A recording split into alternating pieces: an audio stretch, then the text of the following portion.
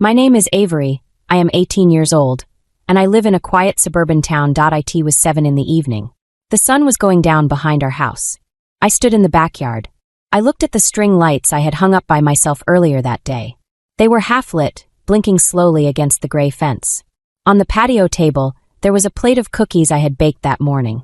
They were cold now. No one had touched them. The sliding glass door opened. My mother, Elise, stepped out. She didn't look at the lights. She didn't look at the cookies. She looked at her phone, then glanced at me like I was a chore she had forgotten to finish. "We canceled your birthday, Avery," she said. Her voice was flat. "Your sister is having a hard day. Miranda needs peace. We can't have people over making noise." She didn't say sorry. She didn't offer to reschedule. She just turned around and went back inside, sliding the door shut to keep the air conditioning in. I stood there alone. It was my 18th birthday.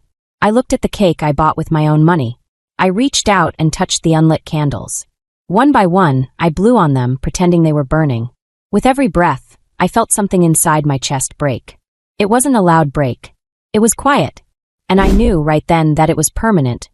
But before I tell you how everything flipped, like and subscribe, drop a comment. Where are you watching from? My name is Avery. I am 18 years old. To understand why I left that night, you have to understand the house I grew up in. It was a nice house. From the outside, it looked perfect. The lawn was always cut. The windows were clean. We had 2 cars in the driveway. But inside, there was a rule that no one ever spoke aloud, but everyone followed. Miranda matters most. Miranda is my sister. She is only 2 years older than me, but in my house, she was the sun, and the rest of us were just planets spinning around her. I don't remember when it started. It feels like it was always there. My earliest memory is from when I was 5 years old. I had drawn a picture at school. It was a picture of our family. I used bright colors. I was so proud of it. I ran into the kitchen to show my mother. But when I got there, Miranda was crying. She was 7. She was crying because her ice cream had fallen off the cone. It was a small thing. But my mother was on her knees, hugging her, stroking her hair, whispering soft words. My father was rushing to the freezer to get another scoop. The kitchen was full of their panic. I stood in the doorway with my drawing. I waited. I waited for them to stop fixing the ice cream problem. I waited for them to look up. They never did. After 10 minutes, I quietly put my drawing on the counter and walked away. The next day, I found the drawing in the trash. It had ice cream stains on it. That was my childhood. I learned very quickly that there were 2 roles in our family. Miranda was the sensitive one. That was the word my parents used. Miranda is sensitive, my mother would say. She feels things deeply. Because she was sensitive, she couldn't handle disappointment. She couldn't handle waiting. She couldn't handle sharing. If she didn't get what she wanted, the mood in the house would turn dark. She would slam doors. She would scream. She would refuse to eat. My parents were terrified of her moods. They would do anything to keep the peace. My role was different. I was the easy one. I was the understanding one. If there wasn't enough money for 2 dance classes, Miranda went to dance. I stayed home. My father would tell me, "Avery, you understand, right? Your sister needs this outlet. You are strong.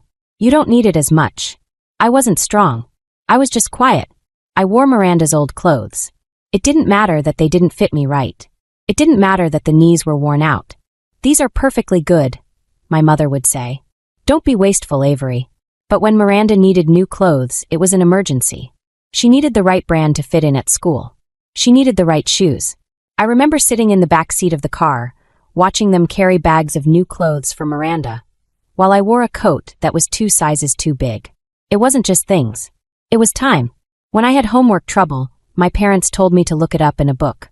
When Miranda had homework trouble, my father sat with her for 3 hours, doing the math problems for her, so she wouldn't get stressed. When I had a fever, my mother put a glass of water by my bed and told me to sleep it off. When Miranda had a headache, the whole house went on lockdown. The curtains were drawn. We had to whisper. My mother would bring her cool washcloths and soup. I became invisible. It wasn't a choice. It was a survival tactic. If I asked for something, I was adding to the stress. If I complained, I was being difficult. I remember one Christmas clearly. I was 12. I really wanted a bicycle. I had asked for it for months. I showed my dad the one I wanted. It wasn't expensive. On Christmas morning, there was a big shape under the tree. My heart started beating fast. I thought finally they heard me. We tore the paper off. It was a bike. But it wasn't for me. It was for Miranda. Miranda looked at it and frowned.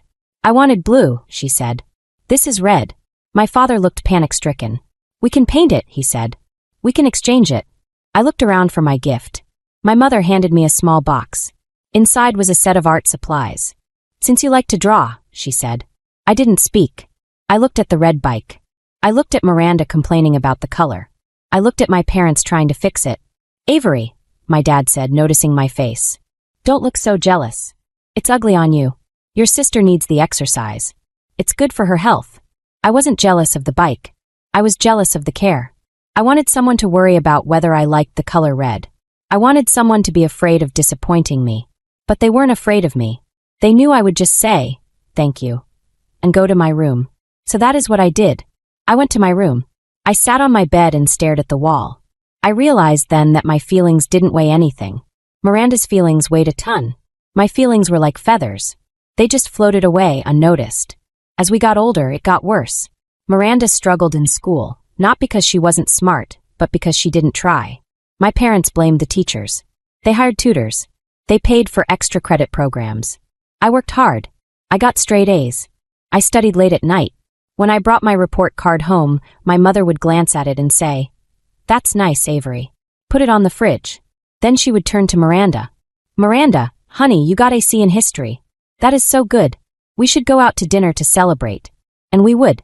We would go to Miranda's favorite restaurant to celebrate her C, while my A's sat on the fridge under a magnet forgotten. I stopped showing them my grades. They didn't notice.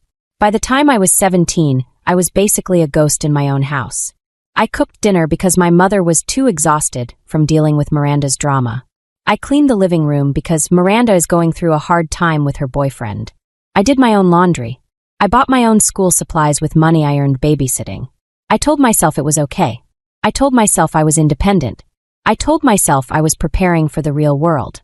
But deep down, I was just a little girl waiting for her turn. I thought, maybe when I graduate, maybe when I turn 18, maybe then it will be my turn. I was wrong. My 18th birthday was supposed to be different. 18 is a big number. It means you are an adult. It is a milestone. 3 weeks before my birthday, I sat my parents down. I chose a time when Miranda was out with her friends. The house was quiet. "Mom, Dad," I said. "For my 18th birthday, I want to have a party." My mother sighed. She looked at the pile of mail on the table. "A party, Avery? That's a lot of work." "I will do the work," I said quickly. "I will clean. I will cook. I just want to invite my friends. I want to have music and food in the backyard. I want to celebrate." My father looked at my mother. "I guess that's fair," he said. 18 is big." "Okay," my mother said. "But keep it simple. We don't want to disturb the neighbors. And make sure Miranda is included." "I will," I promised. I was so happy. For 3 weeks, I planned everything. I didn't ask them for money. I used my babysitting savings. I bought strings of lights. I bought tablecloths. I bought ingredients to bake 4 dozen cookies and a vanilla cake. I made a playlist of songs. I invited 10 of my closest friends. They were all excited. The morning of my birthday, I woke up at 6 a.m. I felt light. I felt seen. Today was my day. I went downstairs. The kitchen was empty. There were no balloons. There was no happy birthday banner. There was no special breakfast waiting for me. That was okay, I told myself. They are busy. I can make my own breakfast. I started baking. I mixed the dough for the cookies. I played music softly on my phone. The house smelled like sugar and butter. It felt like a celebration. Around 10 a.m., Miranda came downstairs. She was wearing her pajamas. Her hair was messy. She looked like she had been crying. She walked into the kitchen and glared at me. "Why is it so loud?" she snapped. I paused the music. "It's my birthday, Miranda. I'm baking for the party tonight." She rolled her eyes. "God, you're so annoying. I have a migraine. My boyfriend didn't text me back last night. I haven't slept." "I'm sorry," I said. "I'll keep it down." She grabbed a bottle of water from the fridge and slammed the door shut. "Whatever. Just stop making so much noise with the pans." She stomped back upstairs. My stomach tightened. I knew that stomp. I knew what it meant. An hour later, my mother came down. She looked stressed. She didn't say happy birthday. "Avery," she said, "can you try to be quieter? Your sister is really upset. She's having a crisis." "She's just tired, Mom," I said. "She'll be fine." "You don't know that," my mother said sharply. She's very sensitive. Today is hard for her. Today is my birthday, I said. My mother looked at me like I was being selfish. I know that, Avery. But we have to be considerate. She left the kitchen. I kept baking.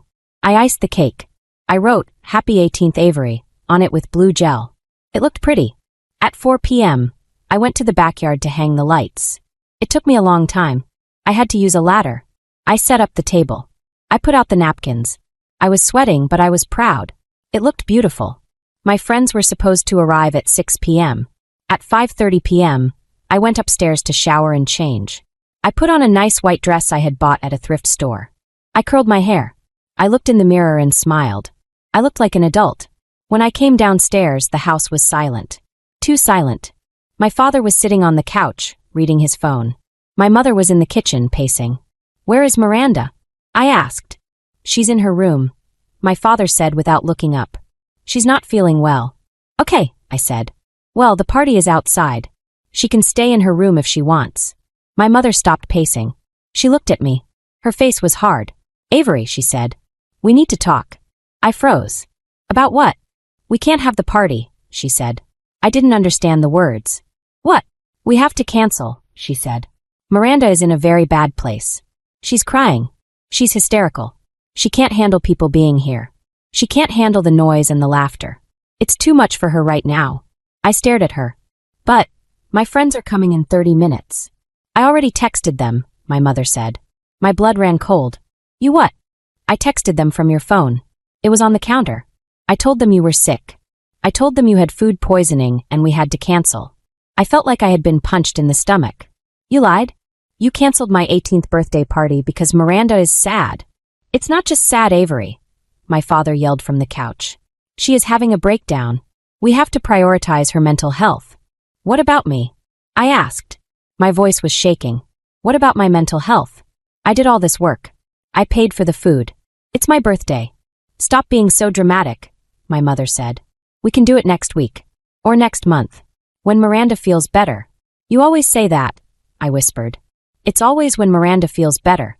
That is enough, my father said. He stood up. The decision is made. No guests. No music. We need quiet tonight. Now help your mother clean up this kitchen. It's a mess. They turned their backs on me. My mother started putting the flour away. My father went back to his phone. I stood there for a long minute. I looked at the cake on the counter. Happy 18th Avery. It looked like a joke now. I walked to the sliding glass door and went outside. I stood under the lights I had hung. I looked at the table I had set. It wasn't just a party. It was proof. Proof that I didn't matter. Proof that even on the one day that was supposed to be mine, Miranda was the main character. I was just the extra who was supposed to clean up the set. I looked at the unlit candles on the cake I had brought outside. I blew on them, pretending. Whoosh!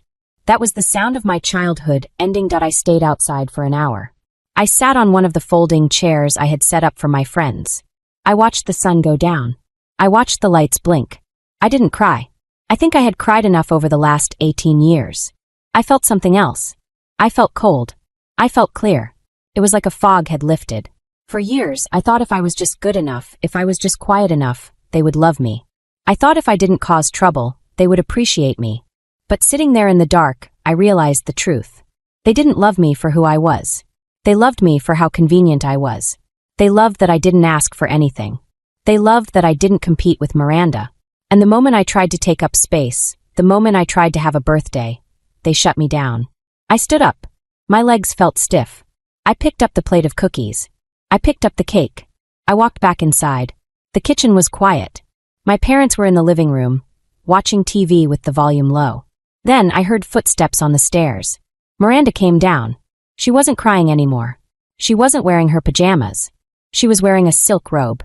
She had a face mask on. She held a bowl of popcorn. She looked relaxed. She looked smug. She saw me holding the cake. She stopped and smirked. Oh, good, she said. You brought the cake in. I'm actually hungry now. Can you cut me a slice? She said it so casually. Like she hadn't just ruined my day. Like she hadn't just forced our parents to lie to my friends. I looked at her. I looked at the popcorn. No, I said. My voice was quiet. But in the silent house, it sounded like a gunshot. Miranda blinked. Excuse me. No, I said again. I won't cut you a slice. This is my cake. My parents heard. My mother rushed into the kitchen. Avery, don't start, she hissed. Your sister is feeling better.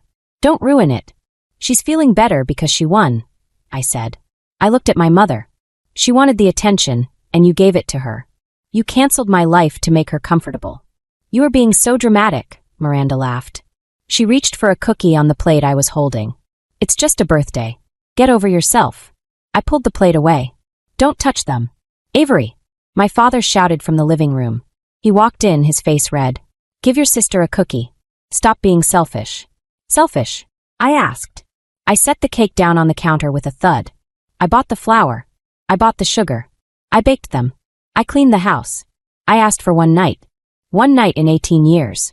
We are a family, my mother yelled. We make sacrifices for each other. I am the only one who sacrifices. I said.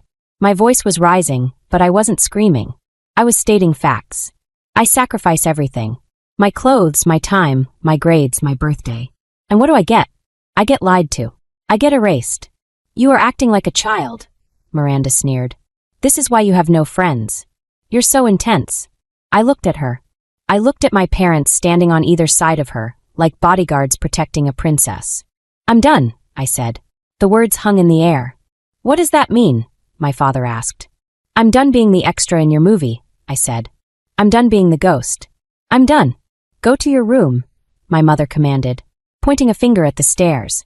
Go to your room and don't come out until you can apologize to your sister for stressing her out. I didn't move.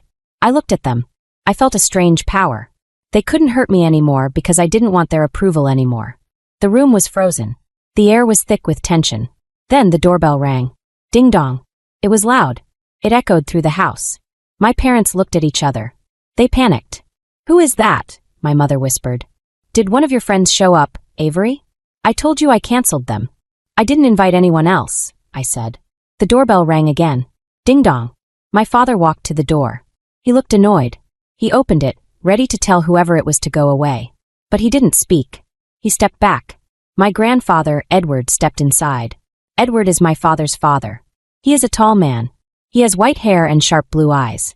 He was a military man, and he carries himself with a straight back. He doesn't visit often because he lives 2 hours away. He usually only comes for holidays. He was holding a small gift bag. He looked at my father. Then he looked past him into the kitchen. He saw me standing there in my white dress, holding the plate of cookies. He saw Miranda in her robe with her face mask. He saw my mother with her arms crossed. Surprise, Edward said. His voice was deep. I thought I'd drive down to surprise my granddaughter on her big day. He looked around. He frowned. Why is it so quiet? He asked. Where is the music? Where are the guests? My father stammered. Dad, Avery is sick. I looked at my father. He lied right to his own father's face. Edward looked at me. He looked me up and down. He saw my clear eyes. He saw my steady hands. He saw the red rim of my eyes where I had held back tears. She doesn't look sick, Edward said. He walked into the kitchen. The sound of his boots on the tile was heavy. He stood in front of me. Hello, Avery, he said gently. Happy birthday. Thank you, Grandpa, I said. He looked at the cake. Did you bake this? Yes. He looked at the patio door. He saw the lights blinking outside in the empty yard. He saw the chairs set up for people who weren't there. He turned slowly to my parents. His face changed. It wasn't gentle anymore. It was cold. Explain this to me, Edward said. Why is there a party set up outside but no people? Why did you tell me she was sick? It's complicated, my mother said nervously. Miranda was having a hard time. We needed to keep the house quiet. Edward looked at Miranda. She was chewing her lip. She looked small suddenly. So, Edward said, his voice rising. Because Miranda is having a hard time, Avery doesn't get a birthday? We didn't want to upset Miranda, my father defended. Edward laughed. It was a dry, angry sound. You people are unbelievable. He turned back to me. He looked me right in the eyes. He ignored everyone else. Avery, he said. Answer me honestly. Is this how it always is? I looked at him. I could have lied. I could have protected them like I always did. I could have said, it's okay, Grandpa. But I remembered the unlit candles. I remembered the text messages lying to my friends. Yes, I said. This is how it always is. Edward nodded. He took a deep breath. Do you want to leave with me? He asked. I blinked. What? Do you want to pack a bag and come to my house? He asked. It's quiet there, but it's a good quiet. And I promise you, nobody will cancel your birthday. My heart hammered against my ribs. Leave. Just like that. You can't take her, my mother shrieked. She lives here. She is 18, Edward said calmly. As of today, she is an adult. She can live wherever she wants. He looked at me waiting. His hand was extended slightly. It was a lifeline. Yes, I said. I want to go. The next 20 minutes were a blur, but I remember every detail. It felt like I was moving in slow motion, but my body was moving fast. Good, Edward said. Go upstairs. Pack what you need.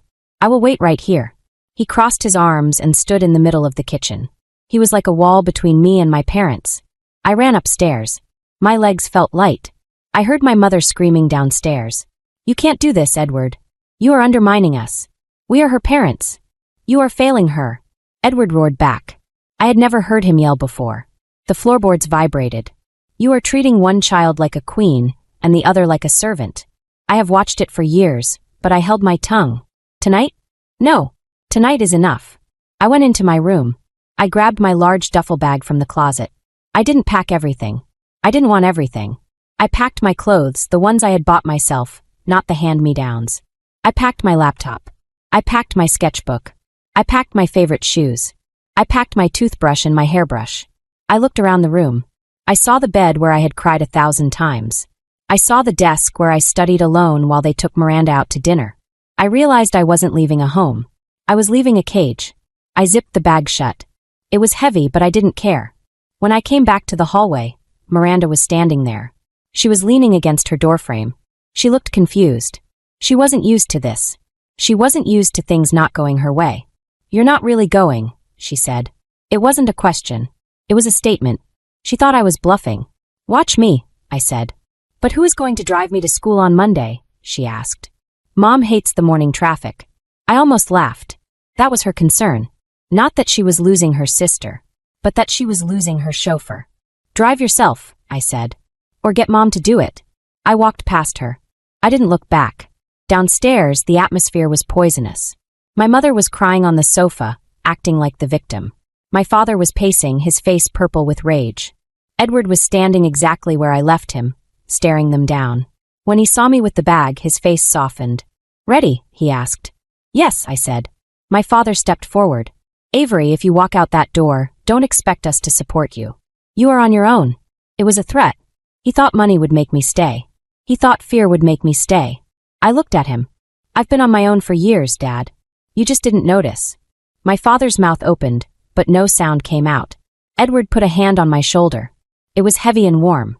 She's not on her own, he said to my father. She's with me. And unlike you, I take care of my family. Edward took my bag from my hand. He carried it for me. We walked to the front door. My mother called out, Avery, please, think about the family. I paused at the door. I thought about the family. I thought about the red bike. I thought about the cancellation. I thought about Miranda's smirk. I am thinking about the family, I said. That's why I'm leaving. We walked out into the cool night air.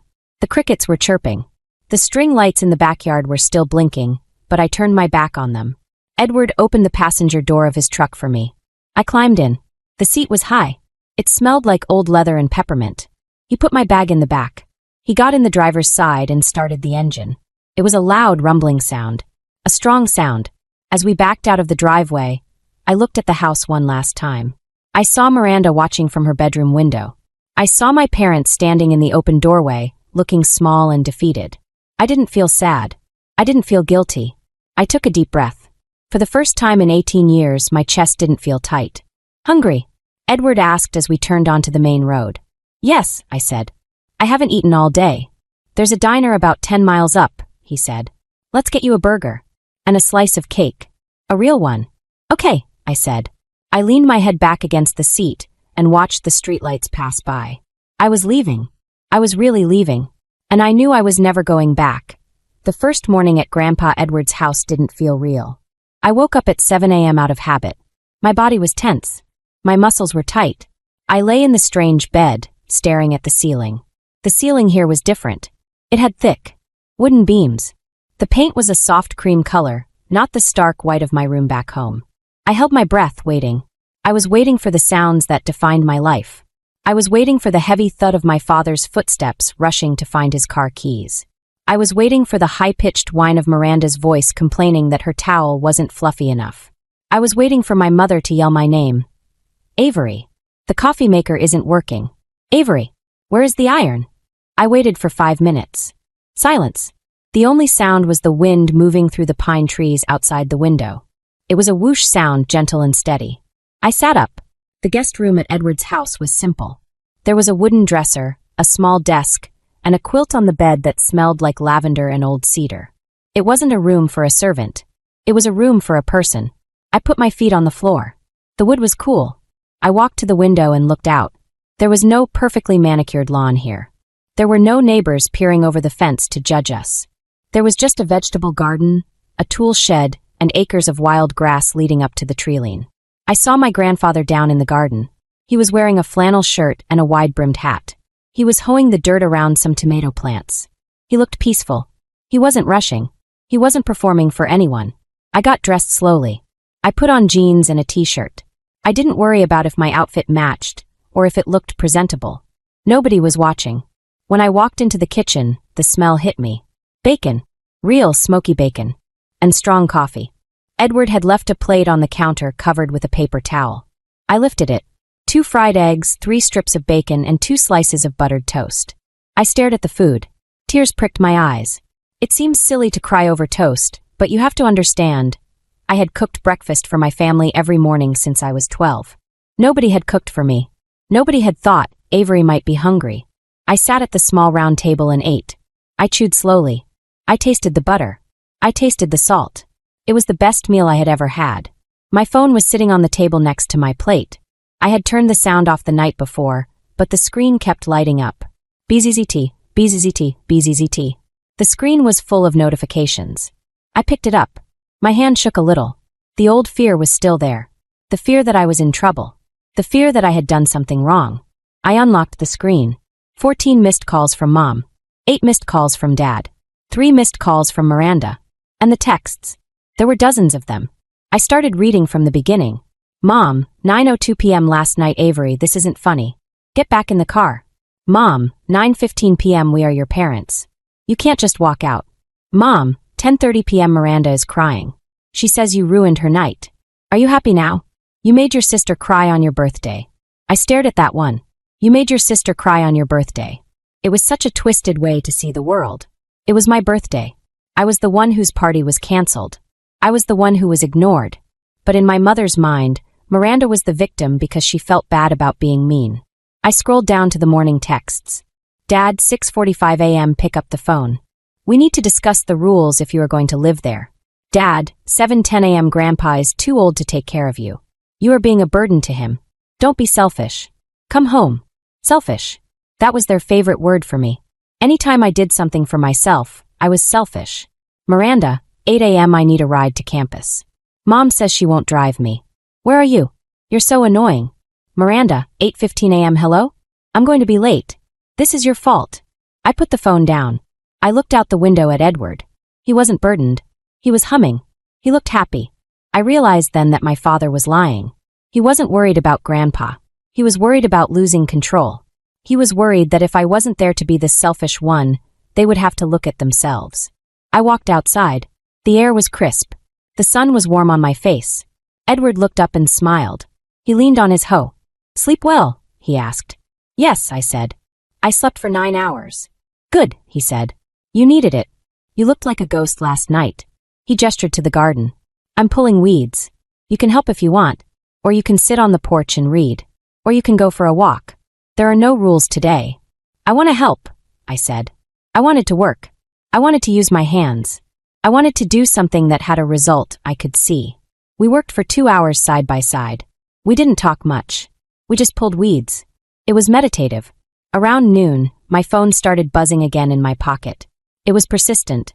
Long buzzes. That meant a call. I pulled it out. It was my mother again. Edward looked at me. He saw the tension come back into my shoulders. He saw my face go pale. You don't have to answer it, he said. I feel like I have to. I whispered. If I don't, she'll just keep calling. She might come here. Let her come, Edward said, his voice hard. I have a lock on the gate. And I have a very loud voice. I looked at the phone. I hit the green button. I put it to my ear. Hello, Avery. My mother's voice was shrill. It was so loud I had to pull the phone away from my ear. Where have you been? Why aren't you answering? Do you have any idea what is happening here? I'm at Grandpa's, I said calmly. I'm gardening. Gardening. She sounded like I had said I was murdering someone. Your sister missed her first class. Your father couldn't find his blue tie, and he was late for a client meeting. The kitchen is a disaster. There are dishes everywhere. I closed my eyes. Mom, I don't live there anymore. Stop saying that, she screamed. Of course you live here. You are having a tantrum. We get it. You're mad about the party. Okay, fine. We're sorry. Happy. Now come home and clean this kitchen. You're sorry? I asked. What are you sorry for? For, whatever, she stammered. For canceling the party. We'll buy you a cake. We'll give you $50. Just come home. Miranda is making everyone miserable because you aren't here. So you want me back to handle Miranda, I said. Not because you miss me. We are a family, Avery. We need everyone to pitch in. I pitched in for 18 years, I said. I think I'm done. Avery. I have to go, Mom, I said. I'm helping Grandpa. I hung up. My heart was pounding like a drum in my chest. I had never hung up on my mother before. It felt terrifying. It felt illegal. But then the silence returned. The wind blew through the trees. Edward went back to hoeing the dirt. The world didn't end. The sky didn't fall. I took a deep breath. I put the phone in my pocket. I knelt down in the dirt and pulled a weed. Over the next few days, the dynamic shifted. My parents realized that anger wasn't working. So they switched tactics. They switched to guilt. My father sent me a photo of the family dog, Buster. Text, Buster misses you. He's sitting by your door. He won't eat. It was a lie. Buster loved food more than anything. My mother sent me a photo of a dress she saw online. Text, this would look so cute on you. I can buy it for you if you come home for dinner on Sunday. It was a bribe. A cheap bribe. Miranda sent me voice memos. I listened to one. You think you're so cool living with Grandpa. But he's going to get sick of you. Everyone gets sick of you. You're boring. You have no personality. You're just a maid. I deleted it. The words still hurt. They stung like bee stings. But the distance helped. Being at Edward's house was like having a shield. Their words hit the shield and fell to the ground. They couldn't reach my heart anymore. By the end of the week, I felt something new growing inside me. It wasn't just relief. It was clarity. I looked at my life. I looked at the way I had been treated. And for the first time, I stopped blaming myself. I stopped thinking if I was prettier, they would love me. Or if I was smarter, they would notice me. I realized it wasn't about me. It was about them. They were broken. They needed a scapegoat to function. Without me, they were turning on each other. I wasn't the problem. I was the solution they had thrown away. It had been 7 days. 7 days of peace. 7 days of good food. 7 days of sleeping without fear. I knew I couldn't stay in this limbo forever. I needed to know if there was any hope for my family. I needed to know if they were capable of change. I sat on the back porch with my laptop. I had been looking at colleges. I had been looking at jobs. But before I could move forward, I had to close the door behind me. I decided to give them one chance. Just one. I knew what the core problem was. It wasn't just the favoritism. It was the presence of Miranda. Miranda was a black hole. She sucked all the energy, money, and love out of the room. As long as she was in that house, my parents would never be normal. They were addicted to enabling her. If I was going to have a relationship with them, the dynamic had to break. I opened a blank document. I typed out my thoughts. Then I condensed them into a single text message. I didn't want to argue. I didn't want to explain. I just wanted to set a boundary. I typed, Mom, Dad. I am safe. I am happy where I am. You keep asking me to come home. I am willing to meet with you to discuss our future relationship. However, I have one non-negotiable condition. Miranda is 20 years old. She is an adult. She needs to move out of the family home permanently and learn to support herself. I cannot live in a house where her abuse is tolerated and rewarded. If you want me back, she has to go. I stared at the message. It felt heavy. It felt dangerous. Asking my parents to choose between us was the ultimate test. I knew the odds were low. I knew they worshipped Miranda. But I had to ask. I had to know for sure. I pressed. Send. The little delivered sign appeared. I put the phone down on the porch railing. I felt nauseous. An hour passed. No reply. 2 hours passed. No reply. My anxiety started to rise. Were they angry? Were they laughing at me? Then the dogs started barking. Edward had 2 big German shepherds. They were barking at the front gate.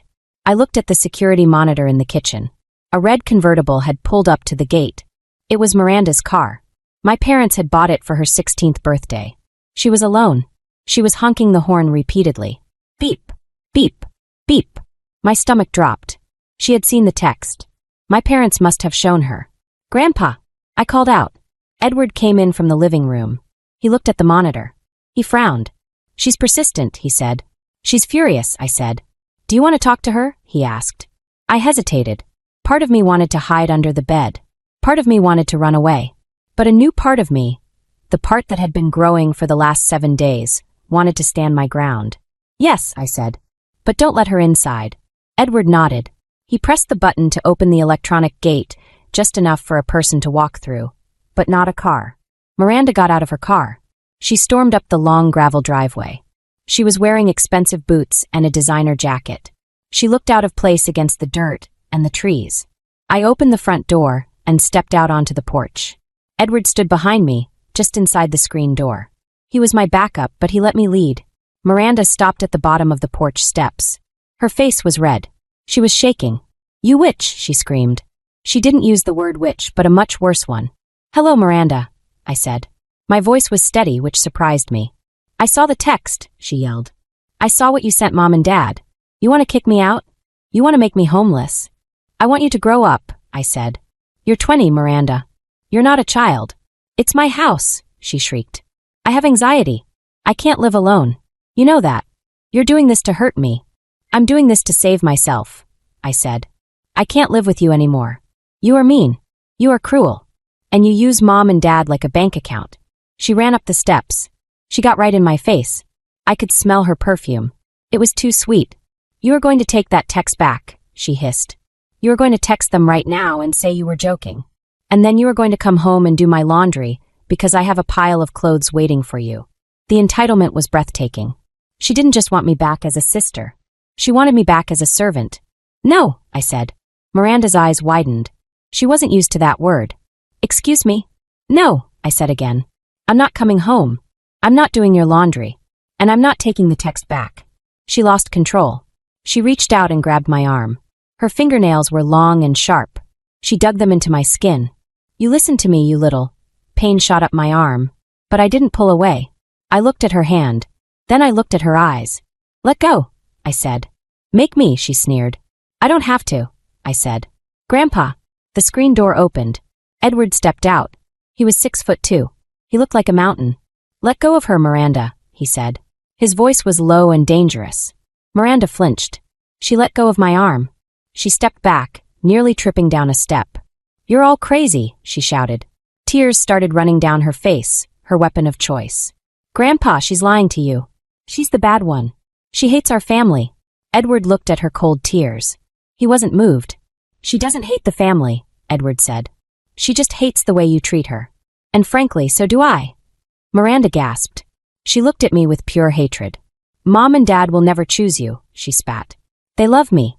They protect me. You're just the accident. You're the extra. I know, I said softly. That's why I'm free. You'll regret this, she screamed. When you're all alone, you'll regret this. I'm not the one who is alone, I said. Look at you, Miranda.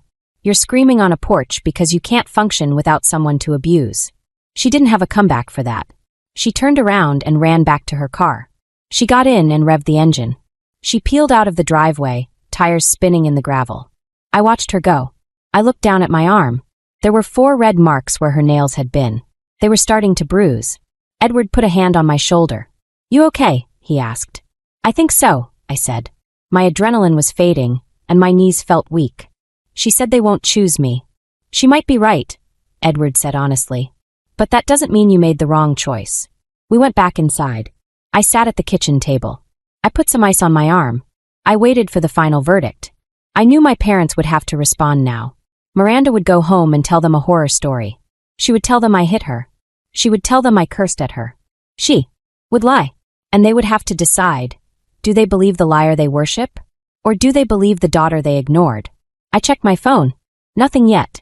The silence was heavy. It was the silence before the execution. But as I sat there, I realized something. The execution had already happened. It happened on my birthday when I blew out those unlit candles. I was already dead to them. This was just the funeral.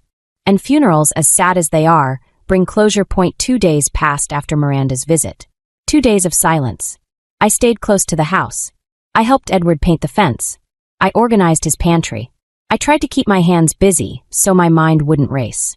Every time my phone buzzed, I jumped. I knew the verdict was coming. I knew my parents were drafting their response. I imagined them sitting at the kitchen table. My mother crying, saying I was cruel. My father pacing, talking about family loyalty. Miranda lying on the couch, holding an ice pack to her head, telling them how I had attacked her. On Tuesday evening, the email arrived. My phone pinged. I saw the sender name, Dad. I didn't open it immediately. I went to the kitchen where Edward was making tea. "It's here," I said. Edward turned off the kettle. He didn't ask what I meant. He knew. "Do you want to read it alone?" "No," I said. "I want you to be here." I sat at the table. My hands were cold. I opened the email app. The subject line was, "Regarding your ultimatum." I took a deep breath and began to read. "Avery, we received your text message. We also spoke to Miranda, who came home in absolute hysterics. She told us how cold you were. She told us you threatened to call the police on your own sister. We are frankly shocked. We didn't know you were capable of such cruelty. We have discussed your condition for coming home. You asked us to kick Miranda out. You asked us to choose between our children. We are very disappointed in you. We thought you were the mature one. We thought you were the strong one. But this demand is childish and vindictive. You are clearly jealous of the attention Miranda needs, and you are trying to punish her for her struggles. Miranda is sensitive. She is going through a hard time. She is not ready for the real world. We will not abandon her just because you are having a tantrum. We are her parents. We protect her. That is what families do. We want you to come home. We want to be a family again. But we will not give in to threats. If you want to be part of this family, you need to apologize to your sister and accept your place here. If you cannot do that, then perhaps it is best you stay with your grandfather until you grow up. We hope you realize how selfish you are being. Love, Dad. I read it twice. The words swam before my eyes. Accept your place here. That was the phrase that stuck. They didn't want me. They wanted my place. They wanted the servant. They wanted the punching bag. They wanted the invisible girl who made everything run smoothly, so they could focus on Miranda. They called me selfish. They called me cruel. And they explicitly stated, we will not abandon her. They were choosing the abuser. They were choosing the person who made their lives chaotic, simply because she demanded it louder than I did. I looked up at Edward. He was watching me closely. They said no, I said. My voice was quiet. I'm sorry, Avery, Edward said. They said I'm jealous, I said. They said I need to apologize. I felt a strange sensation in my chest. It wasn't heartbreak. I think my heart had already broken a long time ago. This was different. This was the feeling of a heavy chain finally snapping. For years, I had held on to a tiny hope. The hope that one day they would wake up. The hope that one day they would say, Avery, thank you. Avery, we see you. This email killed that hope. And when the hope died, the obligation died with it. I don't have to go back, I whispered. No, Edward said firmly. You never have to go back. I looked at the phone again. I looked at the reply button. I thought about writing a long letter. I thought about explaining every hurt, every missed birthday, every hand-me-down dress. But I realized they wouldn't read it. Or if they did, they would just twist it. They would say I was dramatic. They didn't deserve my words. They didn't deserve my feelings. I typed 2 sentences. I understand your choice. Do not contact me again. I hit send. Then I went to my settings. I clicked on my father's contact. Block caller. I clicked on my mother's contact. Block caller. I clicked on Miranda's contact. Block caller. I did the same for their emails. I put the phone down on the wooden table. It looked just like a piece of glass and plastic. It wasn't a lifeline anymore. It wasn't a leash. I looked at Edward. Tears were running down my face, but I was smiling. I'm an orphan now, I said. Edward reached across the table and took my hand. His grip was rough and warm. No, he said. You're just free. The next year was the hardest and best year of my life. The hard part was the silence. Even though I blocked them, my brain still expected the noise. I would wake up at night worrying if I had defrosted the chicken for dinner, before remembering I didn't live there anymore. I would see a text notification and panic, thinking it was Miranda demanding money. I had to unlearn 18 years of fear. But while I was building a new life, their old life was falling apart. I didn't ask for updates. I didn't spy on them. But Grandpa Edward lived in the same county. He had friends at the diner. He had friends at the hardware store. Small towns talk. And the downfall of the perfect family was big news. Without me, the illusion shattered. My mother, Elise, was the first to crumble. She had built her identity on being the perfect hostess with the perfect home. But she never actually did the work. I did. I cleaned the baseboards. I weeded the flower beds. I polished the silver. With me gone, the house decayed. Edward's friend, Mrs. Higgins, told us she stopped by for tea and was shocked. There were piles of laundry on the sofa. The sink was full of dishes. The lawn was overgrown. My mother stopped hosting her book club. She stopped hosting dinner parties. She was too embarrassed. She isolated herself. She became a ghost in her own house, hiding from the judgment of her neighbors. Then came the financial hit. My father, Daniel, ran a consulting business from his home office. He was a disorganized man. For years, I had been his unofficial secretary. I filed his receipts. I reminded him of Zoom calls. I proofread his emails. Without me, he missed deadlines. He lost important contracts. He forgot to invoice clients. 6 months after I left, Edward told me my father lost his 2 biggest accounts. His income was cut in half. And then there was Miranda. Miranda was the bomb that finally exploded. Without me there to absorb her anger, she turned it on our parents. Without me there to do her chores, she refused to do them herself. She got fired from 3 jobs in 4 months. The first one was at a boutique. She told the manager that folding clothes was beneath her. Fired. The second one was a receptionist job. She hung up on a rude customer and threw a stapler. Fired. The third one was at a coffee shop. She didn't show up for her shifts because she was too tired. Fired. She had no money. She demanded my parents pay for her gas, her clothes, her food. And because they had promised never to abandon her, they paid. They drained their savings to keep her happy. But Miranda is never happy. 8 months after I left, the news reached us. My parents were selling the house. The big, beautiful house with the pool and the perfectly manicured front yard. They couldn't afford the mortgage anymore. They had to downsize. They moved into a small, 2-bedroom apartment on the loud side of town. It was a humiliation for them. They cared so much about status, about looking successful. Now everyone knew they were broke. And the worst part for them? The apartment was too small. Miranda moved in with them. 3 unhappy adults in a tiny space. Edward heard the stories. The neighbors called the police because of the shouting. Miranda screaming that she hated the apartment. My mother crying. My father yelling. Finally, they did what I asked them to do, but too late. They kicked Miranda out.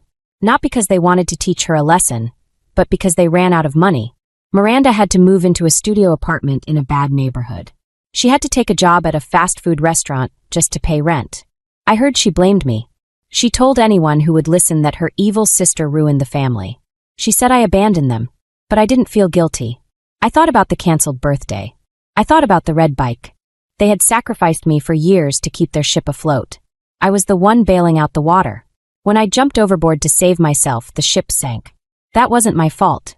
That was gravity point 2 years later. I was 20 years old. I sat in a booth at a coffee shop in Flagstaff, Arizona.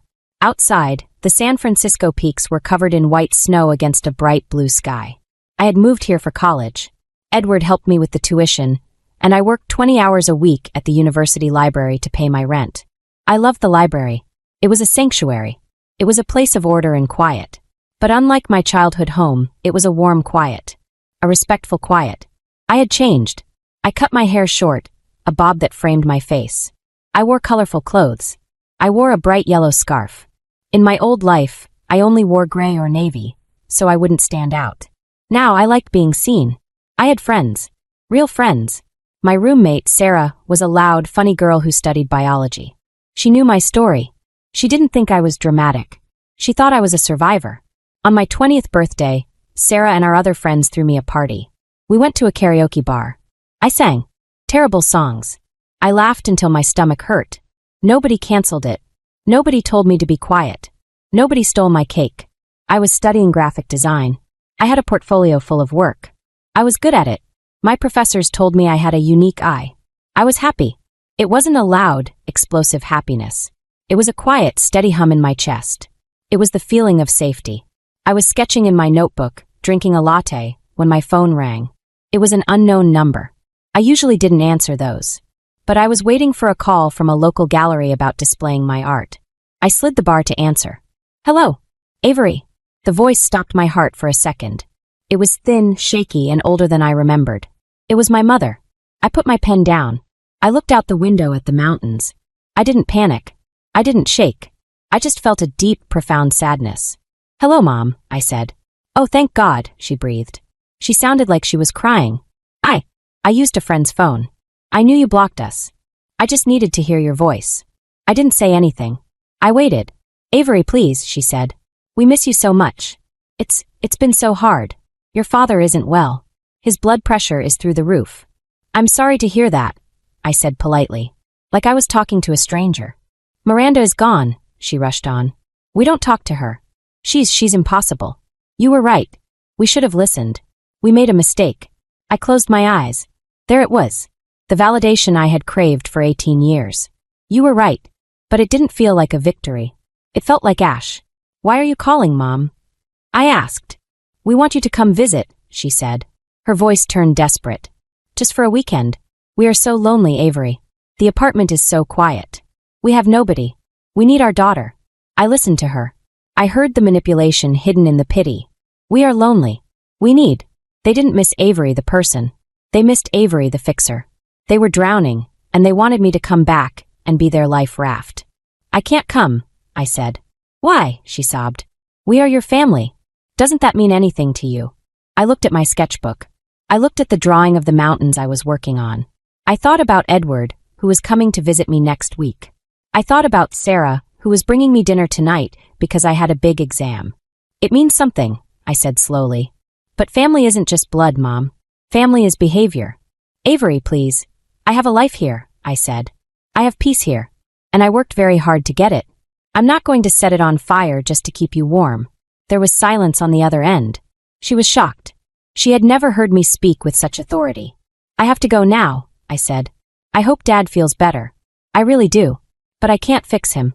And I can't fix you. Don't hang up, she whispered. If you hang up, I don't know what I'll do. You'll survive, I said. Just like I did. I ended the call. I stared at the phone. I expected to feel guilty.